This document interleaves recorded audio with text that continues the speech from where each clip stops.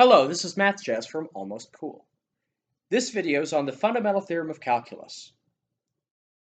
Here's the statement of the Fundamental Theorem of Calculus. The first part of the Fundamental Theorem of Calculus is, suppose that capital F of x is an antiderivative of f of x on the interval from a to b.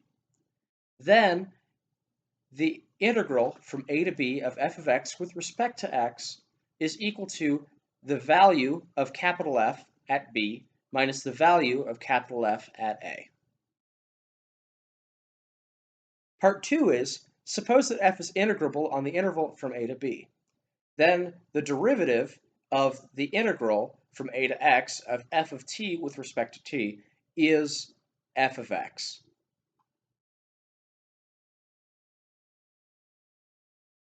The first part of the Fundamental Theorem of Calculus is primarily used to replace using Riemann sums to compute integrals.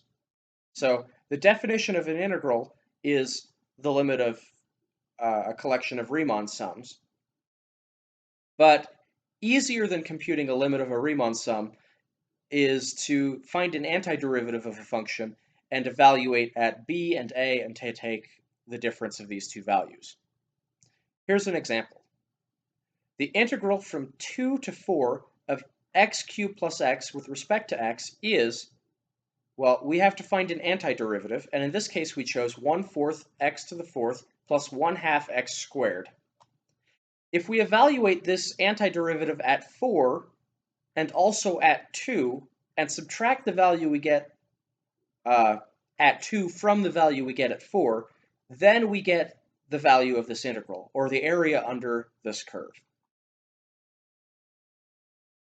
So we plug 4 in to our antiderivative, and we get 1/4 4 to the 4th plus 1/2 4 to the 4th. And we subtract the value we get when we plug in 2 to our antiderivative, which is 1/4 2 to the 4th plus 1/2 2 squared. And we end up with 70 being the value of this integral. The second part of the Fundamental Theorem of Calculus states that derivation undoes integration. In some way, this is saying that derivatives are to integrals what division is to multiplication. That is, one of these operations cancels out the other. It undoes the other. And we notice that if we're taking the derivative of an integral of a function, we just get back our original function. And here is an example of this. The derivative with respect to x of the integral from 4 to x of tangent of t with respect to t is tangent of x. The second part of the Fundamental Theorem of Calculus states this. Here's a second example. This time, instead of integrating from a constant to a variable, we're integrating from a function to another function. So the derivative with respect to x of the integral from 2x to 3x of 1 over 1 plus t with respect to t is, in this case here, we plug 3x into our integrand, 1 over 1 plus t, and we get 1 over 1 plus 3x.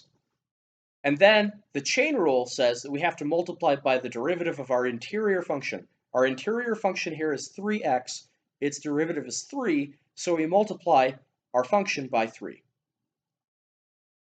We then have to subtract the value that we get when we plug 2x into the integrand, getting 1 over 1 plus 2x, and we multiply by the derivative of 2x, which is 2, and we end up with our final expression being 3 over 1 plus 3x minus 2 over 1 plus 2x. We'll have more examples of how to use the Fundamental Theorem of Calculus in another video, and we will have eventually a proof of the Fundamental Theorem of Calculus. But for now, here are 3 examples of how to use the 2 parts of the Fundamental Theorem of Calculus. Thank you for watching this video. Contact information is on the screen. It's also in the description of the video down below. If you have questions, comments, or concerns, feel free to use these to contact me.